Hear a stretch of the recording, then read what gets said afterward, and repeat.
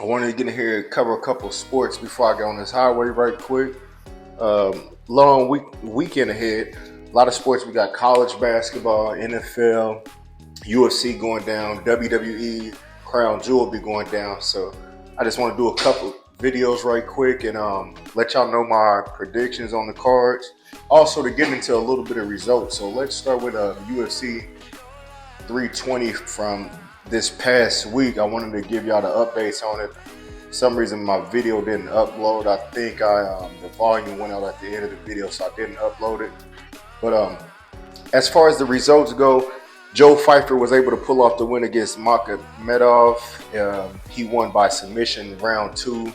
Josh Emmett wasn't able to keep up with the young dude Yusuf, and he lost first round by submission. Jerry Prazaga dug deep on Khalil Roundtree after being down 2 rounds and ended up knocking him out cold in the 3rd round, close to the end of the round. Co-main event, Merab Delavesley destroyed Corey Sandoval, and when I say destroy, I mean because he had 20 takedowns, something I've never seen before. I thought he'd get about 5 or 6 takedowns. This dude got 20 of them. He treated Cody like a rag dog. Cody had a solid round, that 5th round, but if you're down by 4 rounds, you're not going to win the match. In the main event, Alex Pieta pulled off the win, destroyed Akinlov in the 1st round, walked him down to get his belt back in the light heavyweight division. I'm talking about as soon as the bell rung, he ran over there, got into space, kicked him a couple times, punched him upside his head a couple times, caught him with a mean right over the top right, and once it put him down, he was able to lay on him and give him a couple hammer fists and some elbows, and got up and fuck is this? Fuck is this? He did that like 3 times, just so like, that's all y'all got for me, man. I knew my boy would get the belt back. I was concerned because of his last comments he said when he was only saying he was 40%. And usually when people say that about, okay, this person doesn't know how to deal with a loss. So he's going to say, oh, I was injured. I wasn't at my best. So he went out there and proved everybody wrong. Clearly he wasn't at 100% because what we seen the other night, that was 150%. He walked that boy down and got him up out of there, man. So salute to Alex Pierre for getting the belt back. I wanted to also get on here and give y'all my predictions for the card this week. We have a UFC Fight Night. Fight Night. Y'all just give me a second to pull it up. A solid card, I would say. So I just want to get in here and give y'all that. Where we at? UFC Fight Night. Oliveira versus Gamrot. Going down tomorrow night. If I can get it to pull up. Oh, okay, here we go. I just want to give y'all quick predictions, man, because I really want to get in this WWE Crown Jewel card. And who else is fighting? A couple of them. Let me see. Okay, so I'll just give y'all the main couple of fights on here. What?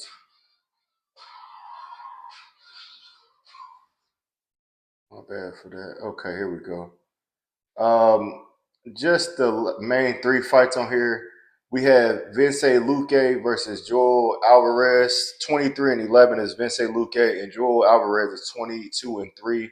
I don't know too much about Alvarez, but I've seen Vince Luque be a top 5 contender, top 10 contender. He's coming off a bad loss. I think that he'll bounce back and win this one. So I'm gonna go with Vince to win that one. I'm gonna say by knockout. I think he'll get Buddy up out of there. Even though I've seen a couple of his fights, I'm just not too familiar with what stood out too much with him.